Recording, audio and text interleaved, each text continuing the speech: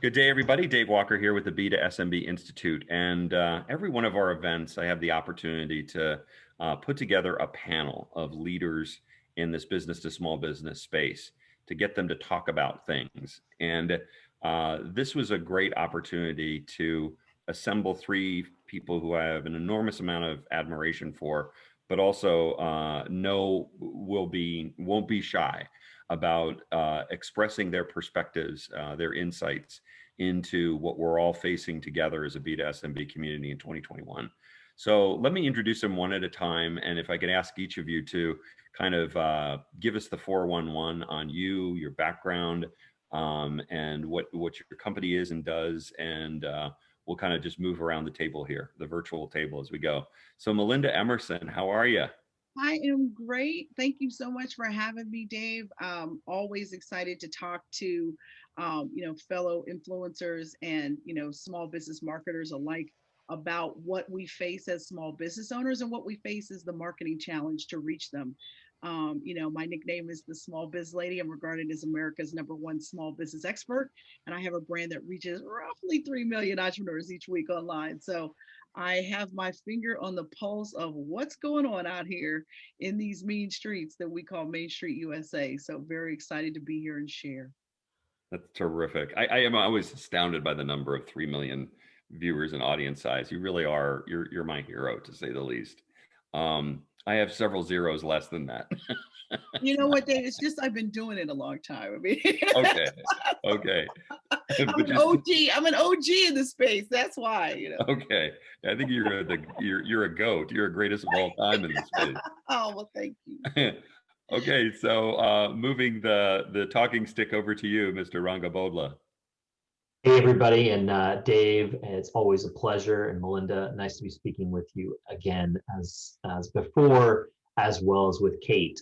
So Rangabodla here. I am responsible for field and industry over here at NetSuite.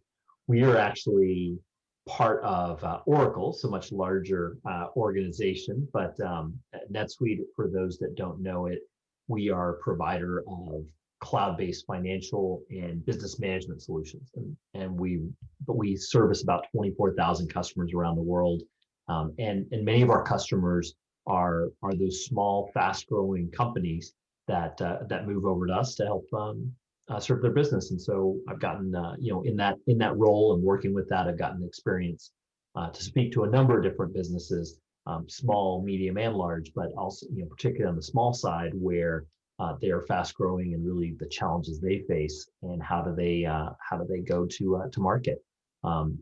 Quite a few less zeros than Melinda, but we do have a lot of companies that do come to us. So Terrific. And then Kate Winkler joining us from your automobile on your way to a lovely spot. It's good to have you. Thank you so much, Dave. And again, thank you for always putting these events together and opportunities to share with our peers, because I always walk away with new ideas, new opportunities, new thoughts, and quite honestly, new perspectives every time we have a chance to come together as a team. And for those who don't know Ruby, we are a small business provider of live reception and chat answering services. Today, we service about 13,000 customers, and that's anything from an attorney to a CPA to plumbers and contractors, all the way up to a lot of our medical service clinics that are providing critical and much needed service to our front lines as we're all trying to figure out and navigate our way through COVID. And we're based out in Portland, Oregon, but we do actually have offices as well, both in the Midwest in Kansas City and in Scottsdale, Arizona. Awesome. Well, Ruby has been involved in the B2SME Institute literally since the very beginning. So always proud to have you aboard in these panel discussions.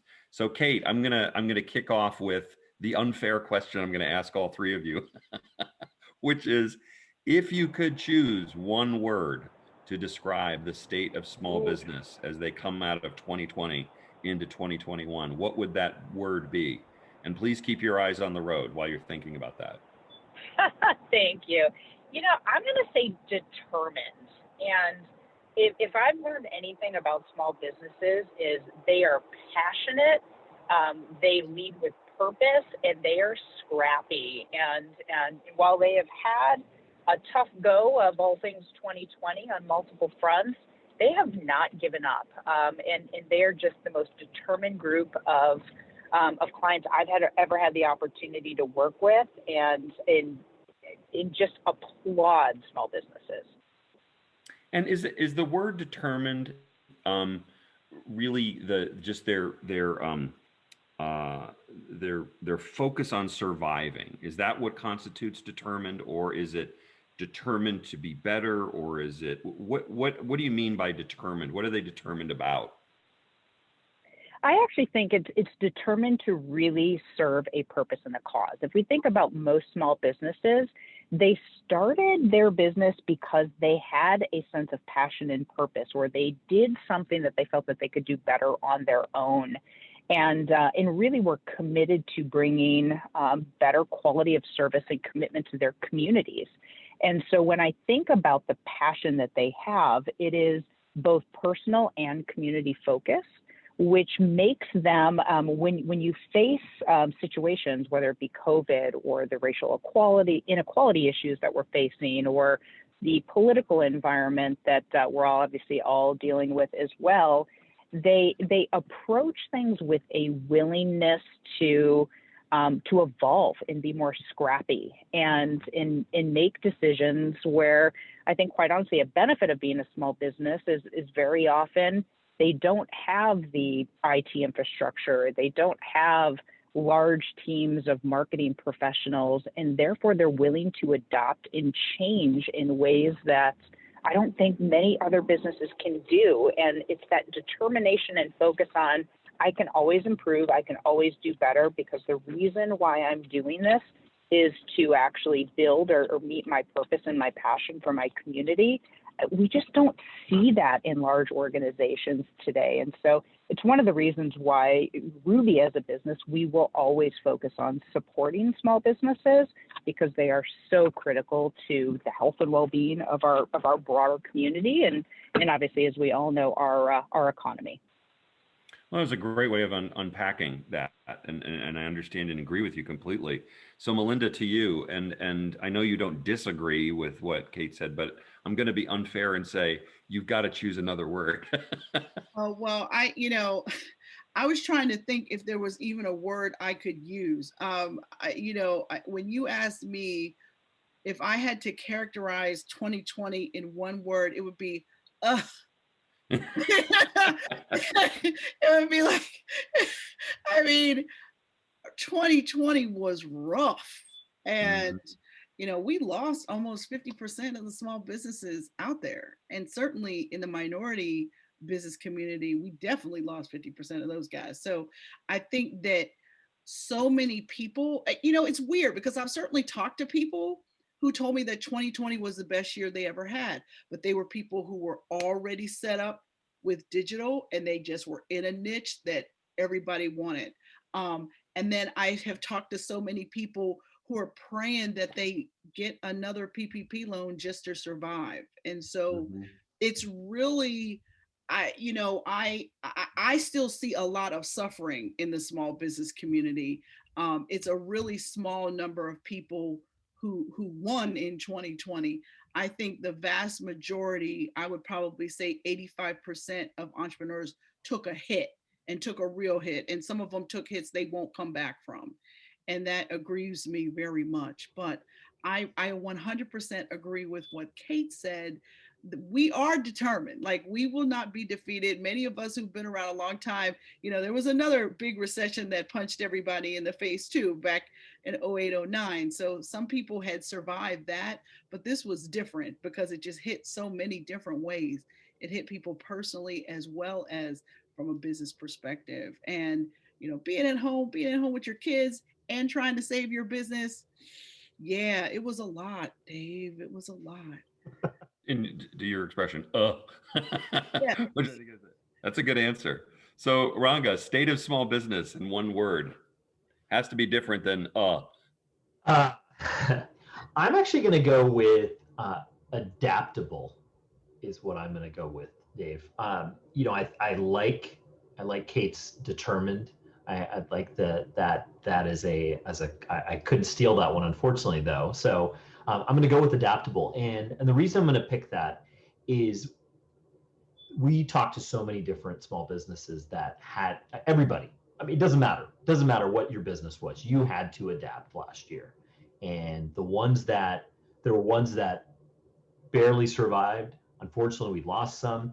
There's some that really, you know, they had their best year in 2020, as Melinda brought up. But the big thing is they all had to adapt. They all had to take into account. It didn't matter even if you had certain infrastructure in place. It didn't matter if you had uh, all the right tools. If you had all the right things already set up, everybody had to adapt. They all had to change. They had to do different things. And we started, you know, this year, and it's not like suddenly January 1 and everything magically, you know, it changed. You know, there's a lot of things that are still the same. I mean, there's a lot of things to potentially look forward to. You know, the stimulus package finally got approved, PPP2. We're looking at a potential another stimulus. There are vaccines finally coming on the way, and people are getting those, and they're starting to move those through. So there's a lot of things to be optimistic about, but it's all still going to require adaptability, because those organizations that are able to change up their business to take advantage of those changes, to be able to put in, and some, you've got to balance. Like, you can't just suddenly, you know, no one had the luxury of just say, you know what, we're going to shut our doors and we're going to open back up when all this is said and done.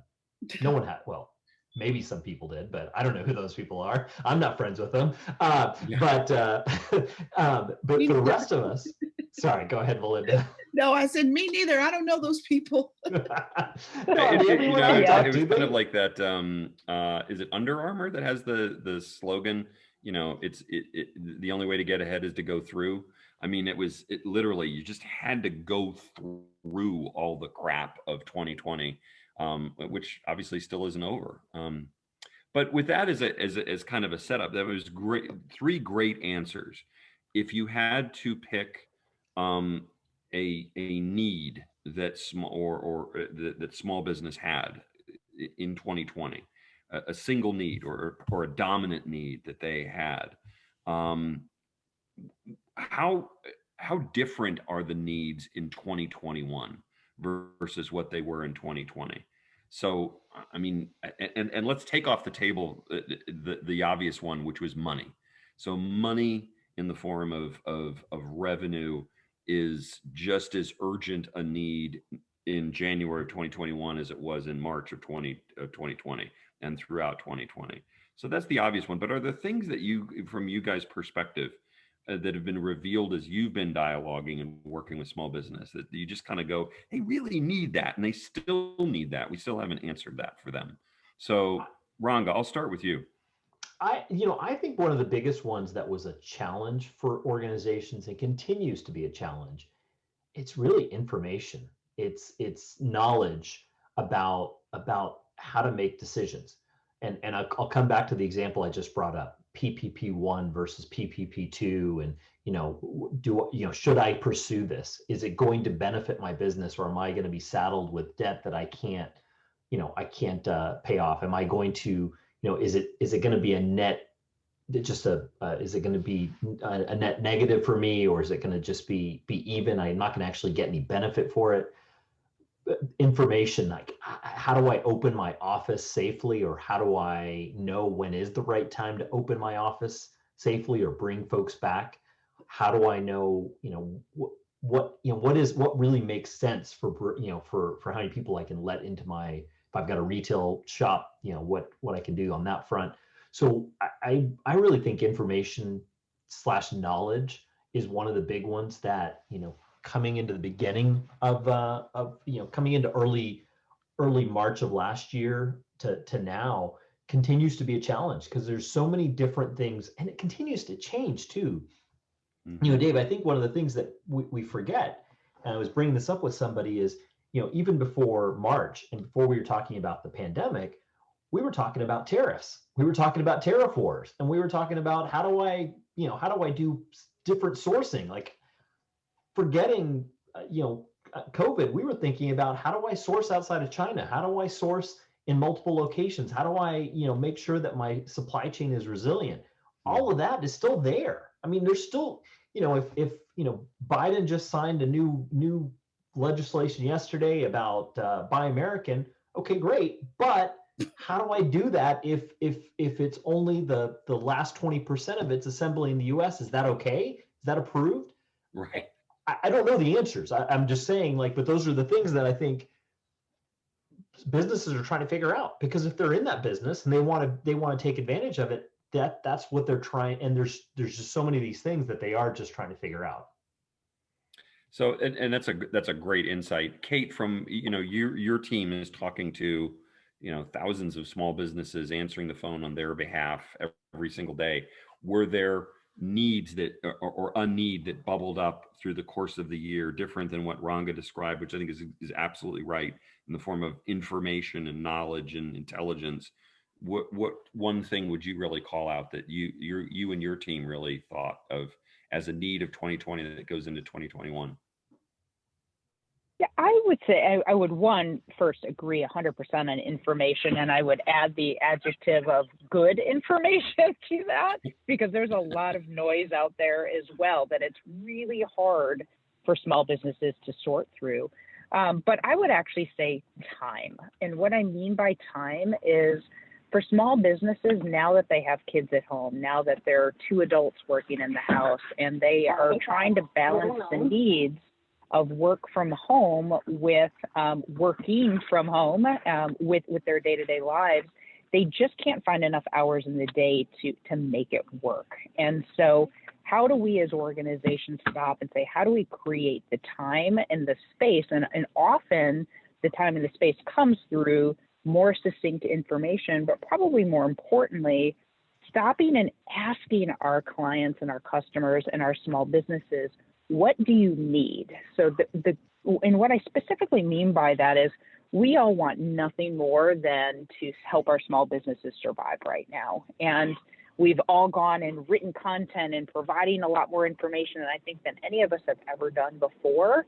But very often we're creating things and throwing them at small businesses versus stopping first and asking, where is your pain and what do you need help with? And I can give you a perfect example, because Ruby is guilty of this as well. And we saw overnight an immediate change in the market landscape when shelter-in-place orders were put in place, and call volumes overnight, didn't matter what industry, dropped 40%. But chat volumes overnight went up 60%.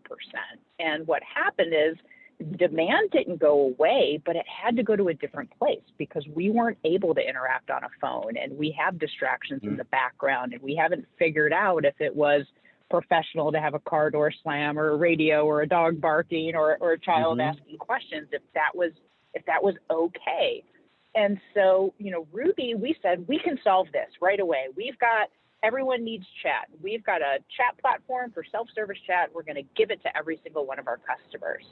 And you know how many people took us up on it? 0. And we sat there and said, but chat's up 60%. Why aren't they taking this? And we stopped to actually ask, we stopped and said, we didn't ask the question of, do you need this? And part of the problem was, it comes back to what Rhonda said, in that we have to understand what are their needs. And for most small businesses, a lot of them didn't have websites, so chat wasn't going to help them. And the vast majority of them had no idea what their website traffic was, and let alone, is this a good investment of my time to allocate time to answer chat when I don't even know what my website traffic is? I need information. So after we stopped and asked our customers that and said, our goal is to make sure you get every opportunity and every at-bat, because it could be the difference between actually getting and, being able to make your payroll, or investing in marketing for the month, or unfortunately, maybe the difference between shutting your doors and not shutting your doors. So we actually redesigned and rebuilt an offering to give them that information. And we said, why don't you use a free chat instead, because we know you don't have time to answer it, but we also know that you're you're unable to see what are the opportunities that you're missing. And so what if we created an online wizard that could pop up and answer the FAQs, and what are your hours, and are there forms that I need before I come in? And by the way, if I can't answer that question for you, then here's a direct and immediate phone number where you can call me, and then Ruby can be there to answer that for you as well. But let us help you gather the information so you know how many of your customers went someplace else, or how many of your customers are just trying to find you on a different channel. And a lot of it really is finding relevant information for them versus throwing solutions at them. And I would probably say, if I've learned anything, we all need to just pause for a moment and ask our small business clients, what are your biggest needs versus throwing solutions at them. That's a great story, and it will provoke another question, but I want to get to Melinda, because Melinda, I know that in your frequent addresses to your small business audience, they talk to you. They talk to you very candidly. What are they saying that they need in 2021? Well, there's still a bunch of people trying to figure out their digital pivot. I mean, there are people that are still don't understand how to sell and market online. And that's probably the biggest. I mean, it's amazing. We have gotten so many calls from, some of our corporate partners. I even got a call today from a small business development center asking me, did I have a course on how to sell online? And I was like, you know what? I do have a course. I actually just finished developing it because we were getting so many calls and emails. If you look at our blog for the last 8 weeks of the year, every single article that I wrote that I published on a Monday was about how to sell something online. It was like how to sell on LinkedIn, how to sell on Instagram, how to run Amazon ads. I mean, we were throwing so much information at people that our traffic was off the charts the last 2 months of the year. And then really when I was just getting feedback from people, people still don't know how to do it. Google ads are still scary to people. There's still a bunch of people, getting, spending money on Facebook ads and not making any money. Like there's still people that don't know how to do this stuff. So I decided to break it down and create a 6-week online course. And I'm really excited because it's going to go online starting in February. But we built it. I built a brand new ebook workbook to go with it and a 6-week course because people don't know how to do this stuff. And they're spending money getting clicks with no buys, and that doesn't help anyone. So that's really what we still see. There's some people that figured out their digital pivot and they're running with it, and there's other people that are still trying to turn their ship a little bit. And so I want to be there to provide a bunch of different content, but I'm actually coming out with 8 courses in the next 6 months because of this. Certainly my How to Become Your Own Boss course I've been teaching for 12 years, but we're coming out with how to become a social media ninja, how to become an email ninja. We're developing stuff on, how to provide exceptional customer service, all of this stuff. And even digital transformation is another issue because people who've been in business 10, 15, 20 years, they don't know which app they need to streamline their invoicing or streamline their CRM. They don't know. And so we want to help them kind of shorten the learning curve for all of that stuff. And so I'm really excited about what I've been able to learn and how we've been able to just, build up some muscle, build up some courseware, to serve people. So, and so all three of you, there's a tremendous alignment, obviously, in what you're saying and kind of filling that knowledge gap that small businesses in their own, in all of the things that they determined things that they were doing to survive and succeed going into 2021 has left them with a lot of deficits. On the flip side, I want to be very careful how I set this up because it was a conversation that I was having with a very senior level leader in the B2SMB space. And we were talking about initiatives to assist small businesses through 2021. And he said somewhat sadly, he said, I feel like in 2020 rather, we sure did build a lot of bridges to nowhere. And it was a very kind of a kind of a, oh boy, what, you got to unpack that for me, because that just sounds really sad in one ways, but it's also very provocative. And he said, well, look, I mean, a lot of the stuff that we were doing to assist small businesses, whether it be grants or content or all, special packages and offerings or very highly verticalized assistance, were certainly done with the best intentions. And we're done with, and Kate, you just gave a great example, done with a certain kind of assumptive intelligence. Why would they not need chat if 60% increase in chat has happened? But you build it and it's a bridge to nowhere, and nothing happens on the other side of it. I guess as you look forward, if that's kind of something that actually did happen in 2020, what are the things that we can do collectively, individually in 2021 so that we don't really build bridges to nowhere? So the initiatives that we do undertake actually are, going to be a bridge to somewhere. They're going to get you somewhere. Exactly. So Ranga, I'll start with you, because I know that you made a great point that, hey, a lot of the conditions and challenges and needs of small businesses were there plenty of time before the actual pandemic hit. So tell us what as you look forward in planning 2021, how are you avoiding bridges to nowhere?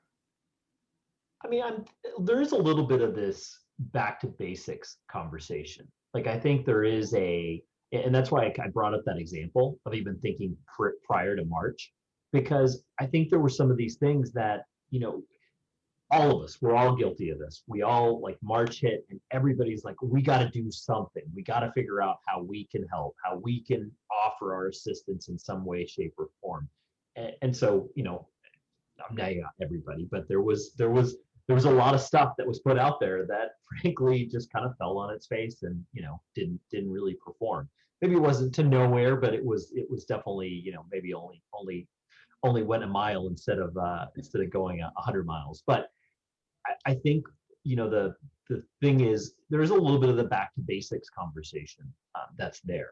There's like some of those basic foundational elements that need to be put in place in order for some of these companies to succeed. And I think that's a little bit of what we're focused on is, maybe doing a little less, maybe not trying to try to do 10 different things, but maybe do 2 things and do it better and do it more informed. I think that's the other thing. Whether you summarized it or Kate summarized it back, but it's like getting a little bit more information about what really works before kind of embarking on something. Because I think if we have a tendency to fire, ready, aim, and maybe there's time to take a step back and say, what do we really need to deliver and provide so that we can help these folks have a better foundation. And I think that's a big important point going into this year. So Kate, you kind of started this ball rolling with your story. What are the things that as you and your team look into 2021 of what are the things, what's going to be different about your approach, and what are the deliverables that you think are going to be different to be even more impactful to your customers? Yeah, probably the number one, Dave, is really stopping and asking the why and in getting the requirements from our small business customers. And that actually takes time. And sometimes that does actually go through a phase of education. And I'll give you an example. One of the other things that we added that went quite right was 24/7 by 365-day service. And we had always been 7 a.m. to 7 p.m., but we still actually get calls because we host our clients' phone numbers. And we saw the increase overnight on how many calls were coming in at night and how many calls were coming in over the weekend. And we started educating our clients and saying, gosh, did you know that there's more business now happening at 7 to 9 p.m. at night than there actually is between 9 and 11 o'clock in the morning? And because these are the moments where we actually find our quiet time and we're catching up in our day and we've met our family obligations and we've had dinner. And so we started to ask our clients and said, would you want us to answer calls for you and chats for you overnight and on weekends? And 25% of our customers have taken us up on that since we launched it in July. And the volumes are staggering when we see them overnight. So I would say we're leading with information and analyzing data. Data does not lie. So if I could give any piece of advice to small businesses is really embrace yourself with the information that you have access to, because it will tell you what's working and what does not work. And take a moment to educate yourselves and your clients and your customers about what those changes mean. And so, we now actually have so many customers that say, I actually provide service now. I take a 3-hour break in the middle of the day. I'm in siesta time. I'm in European hours now, because I've actually realized that the 6 p.m. to 9 p.m. time window is as important for me as a business than it is to actually be open during the lunch hours. And so businesses are rethinking just about everything about how we used to operate. They're rethinking, do I need to actually have physical office space anymore? Can I work in a distributed environment? And do I need, do I have very rigid hours of operation? And so, for us, it was stopping for a moment and not presuming that we knew the answer, but ensuring that we actually engaged in a conversation with our customers to make sure we were actually meeting their needs. That's a terrific insight. Melinda, how about you? I mean, again, you're doing so much that is so needs-based and focused on exactly what small businesses want. But from your perspective, how, and you can even offer this in the form of advice to your peers out there, what would you recommend to ensure that they don't build bridges to nowhere? Well, in a perfect world, I would love for major corporations to partner with each other to do initiatives so they could do it bigger rather than do one little initiative over here and one little initiative over here. One of the things that was really disheartening for a lot of people was when a grant fund would be announced, and it would be like, they would set aside $5 million and then like have to shut it down in 24 hours because 10 million people applied in 24 hours. Like Right. it was like people didn't understand how big the need was going to be and what the rush was going to be. And so a lot of people were left, sort of like with bad taste in their mouth around some of that.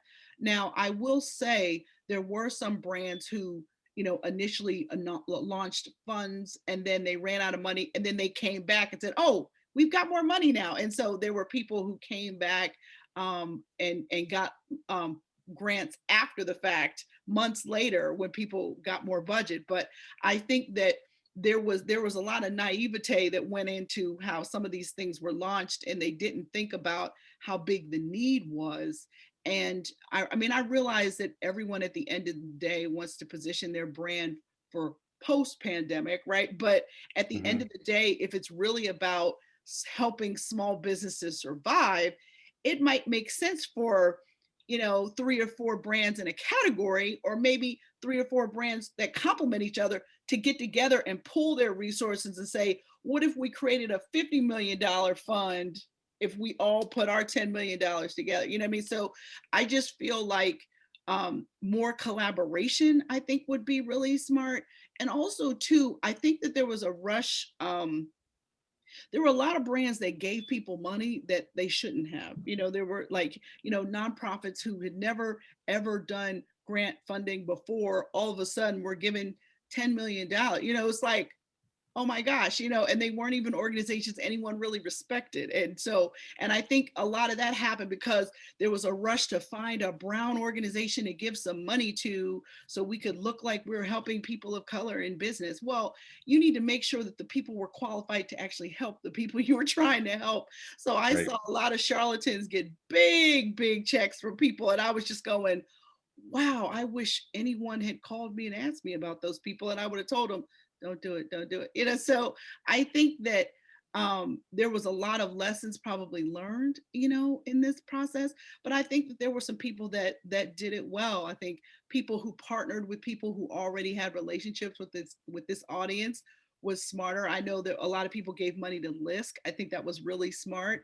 I know that PayPal partnered with the AEO and AEO distributed the funds. That was also smart, because that's the Mhm. largest micro funder in the country, the largest micro funding organization. So they have all the little organizations up under them. Like, so get the people that actually have the reach and the numbers to source things.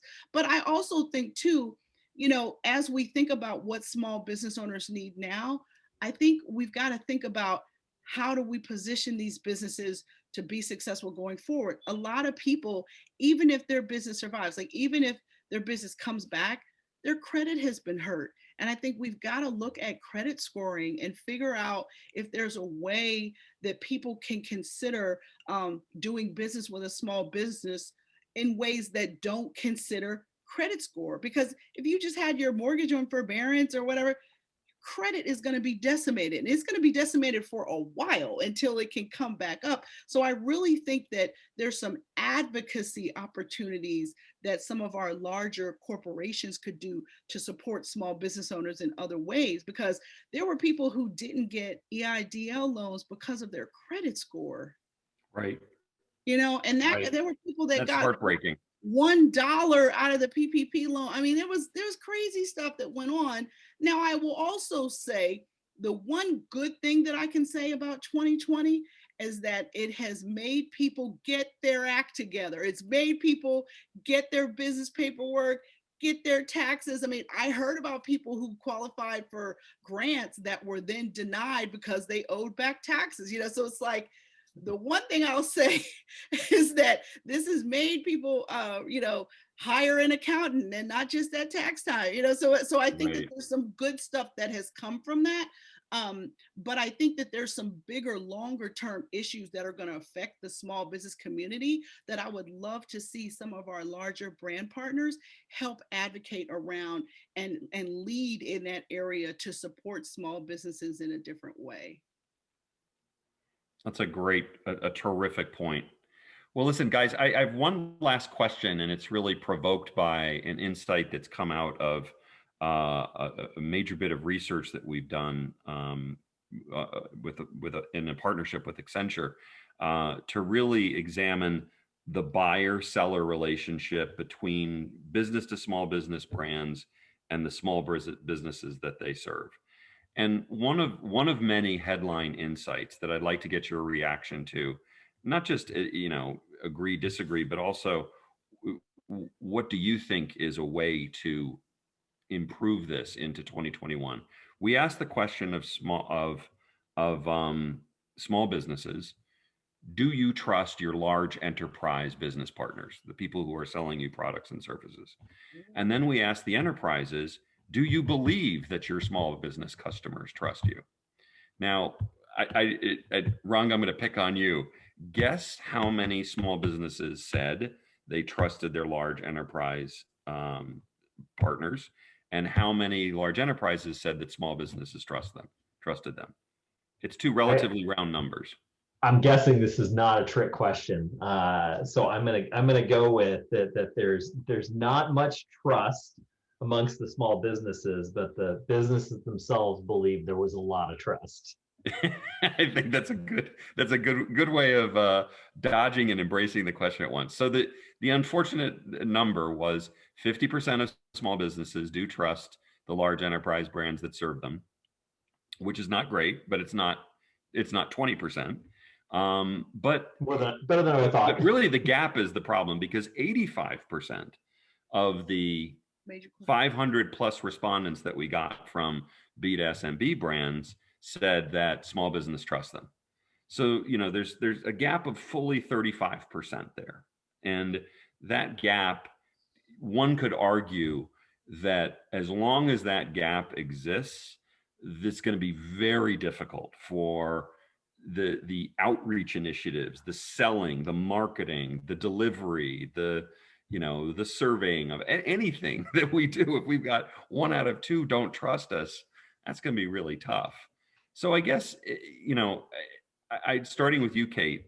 I don't think, given the brand recognition that Ruby has, that this would be the same disparity or gap for the Ruby organization. But if you just reflected on the number as a whole, what do you think are the best pathways to rebuild trust, or in some cases, build trust for the first time between large enterprises and their small business customers?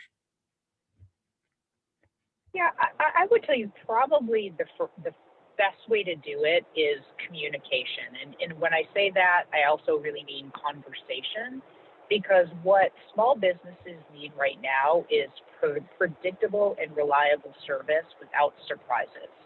And if any of us are, as big organizations, are facing pressure and, when our small businesses are suffering and we become more rigid in our processes and policies, that's not good. That is the fastest way to erode trust. And I'll give you a simple example, Dave. We can't pretend that we don't all have problems right now. And when we tried to get all of our 600 plus Rubies home, we had never worked from home before, and we knew we were going to break things. And we gave our customers a heads up and said, we are trying to get home before shelter-in-place orders are in place, because we want you to have continuity of service, and we can't guarantee you we're going to break anything. And guess what? We broke stuff getting home. Mm-hmm. And when we reached out to our customers and said, guess what? There was a 4-hour window today. We might not have been able to answer all of your calls. And rest assured, we will reach out to you if you are one of those customers impacted, and we will let you know. And not a single customer out of 13,000 customers responded negatively. They just said, thank you for letting me know. We trust that you're going to do the right thing for our brand, and we appreciate you giving us visibility into what you're doing and letting us know that it might not be perfect and rolling us over to voicemail if needed, because it is that level of credibility and that level of predictability right now as providers for small businesses matter, because that's the last thing that they need to be dealing with is, how is my vendor going to behave? And they need to know that we're going to be more flexible when they run into a time of need. So can we be more flexible on our accounts receivable policies? Can we extend payment terms? Can we create unique pricing policies? Those are the things that our small businesses need from us today, versus being kind of rigid and or non-communicative about the things that we're doing. And probably the best example out there really is when I think about a sector that I don't think did a good job doing this, it really is the travel industry. When I hear and think about all of the emails that I got last March that said, you should feel bad for me, I can't answer all my phone calls, please don't call me, and I'm having a hard time. And my first reaction was, wow, this isn't about you. This is about your customers. And we have a tendency to forget that as providers. It's a great set of insights. Ranga, to you, I mean, you're selling a product that is at the heart of what has to be the most trusted part of a small business, their money. So how do you build trust again, or rebuild trust with small businesses? It's one of the focus areas we've been trying to put out there, which is, how do we continue to drive more education? And it's a constant struggle, and I've been in marketing for a number of years, that we tend to lean on this pushing out the product rather than like talking the actual pains that folks face. Mm-hmm. And it's a little bit of it's how do we get back to that? How do we understand what are the pains that they're experiencing, and be able to talk to that and have those conversations. And that's one of the things we're really trying to do. And I'd say it's been a learning exercise and a continued focus. And you kind of have to they're constantly having to not force yourself, that's not the right word. There's a constant reminder to yourselves about doing that, because it's naturally easy as a product company to just come back to product. But Melinda's not a product lady. She doesn't care about the product. She doesn't care if it's blue or red. What she cares is, it going to solve my problem? Like that's the part that I think, as vendors, we have to do a much better job of. And I think that's part of building that trust, is being able to talk to what people are actually experiencing as pain, and how do they talk about it? Because they don't talk about, I don't talk to people and they say, you know what, my pain is ERP. That's just not what they say. That's not what they say. No, I mean, there might be a CIO that's like, the larger organization that, has done all this research, and yeah, his pain point is his ERP system. But yeah, for the most part, no, it's not that his ERP is the pain. The pain is it's taking me too long to close the books. It's taking me too long to get data. It's taking me too long to talk to my customers. It's taking too long to process invoices. Those are the things that we need to be able to talk to and to be able to respond to and say, how do we actually help address that, and how do we actually solve that? So that's that's the big side of it for me and how we look at it. So, Melinda, I know you've said this to me in the past. Don't say it, do it. And so that it doesn't become empty talk, basically. Yeah, What do you say? What do brands need to do to rebuild this trust with small business?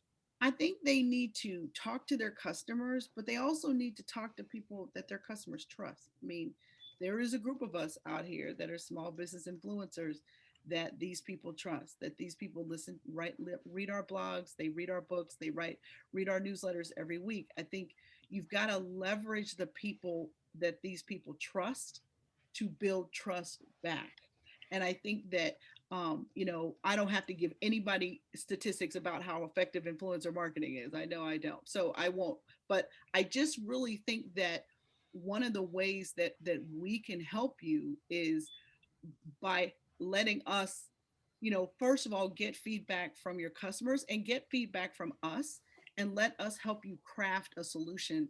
I think there's a lot of, big brands that they hire these PR agencies that are almost as big as them, and they want them to design their small business marketing solution.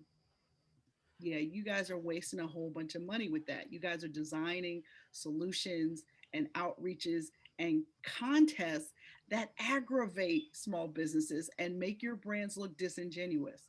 And I think that you've got to get back down to where the people are, to what people really need, because right now every dollar is precious. And so Right. people spending money on new apps and new solutions and new software, you've got to have an incredible value proposition in order to get us to do it right now, because we're measuring every expense right now, and because people have had to slash so much to survive. So to get back on that list of something I'm going to download or buy the whole subscription, you really have to have a compelling argument for us to get any of us to do it. Guys, this has been fantastic. We filled an hour really fast, it felt like, and there was a lot of really great stuff and mission accomplished because, what I had asked you to do is really come in and talk to your peers about how do we look forward? We've got this whole year now in front of us and a whole awful year behind us. How do we learn from last year? How do we go into this year? And I think you guys have provided just a terrific number of insights, and it's so appreciated. The candor and the depth and just the answers you guys gave were just, I thought, terrific. So thank you, Kate. Drive carefully, and thank you, Ranga. Be well, my friend. Don't get too. I know you're here in Chicago with me, so you're buried in snow. Melinda, you're buried in rain. I hope you're all well. Melinda, take care of yourself. Oh, well, thanks so much for having me, Dave. Thanks so much And for having me, Dave. Thank you so much, Dave. all right, well, appreciate you guys. Take care.